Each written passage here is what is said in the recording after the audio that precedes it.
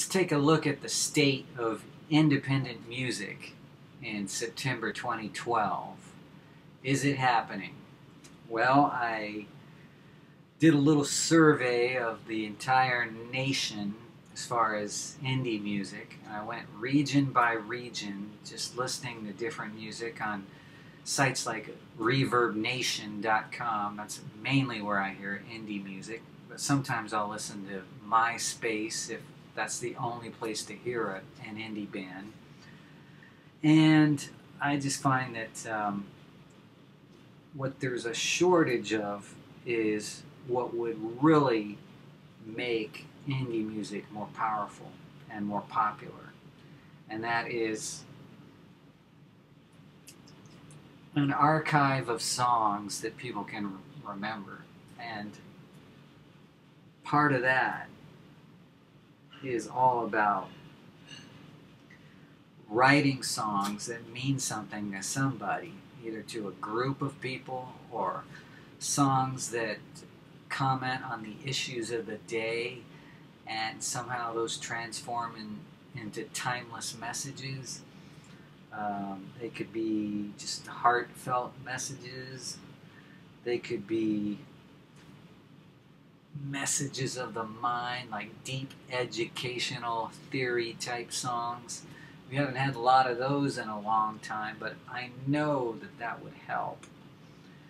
I want to tell you about one indie artist who went pretty far by the name of Sufjan Stevens. And he wrote an album about Illinois. And then he, I guess, had success with that on iTunes. And next thing you know, he started writing about the 50 states, songs about the 50 states. And that's always a good idea because sometimes people are searching in the search engines for, state songs or songs about California or whatever state. And so he was able to sell tons and tons of downloads that way. I don't know the exact count, but it's literally thousands. It could be hundreds of thousands. I'd have to check on that. But that's one of the big indie stories I've heard. Another big indie story I've heard would be whenever somebody does a lot of cover songs and they put it on iTunes, that helps their sales. And then people that somehow are connected to video games, they get sales. And the other way to get music sales is to become known by a lot of bloggers. That doesn't get talked about enough, but that's kind of how a lot of indie bands have really risen to the surface. If you're recommended by popular bloggers, and there's a pretty good list of bloggers that have like 100,000 fans. If you can get reviewed by someone like that or a bunch of people like that, then you have a good chance making waves in the indie world. But as it is right now, I think a lot of the indie bands we hear about are former major label bands like Radiohead or Nine Inch Nails who went on to become indie artists and have been successful at it. Some of the biggest names in rock history, like Paul McCartney and the Eagles, have gone on to become indie artists. So indie music is thriving. Adele walked away with tons of awards the past few years, and she's considered an indie artist.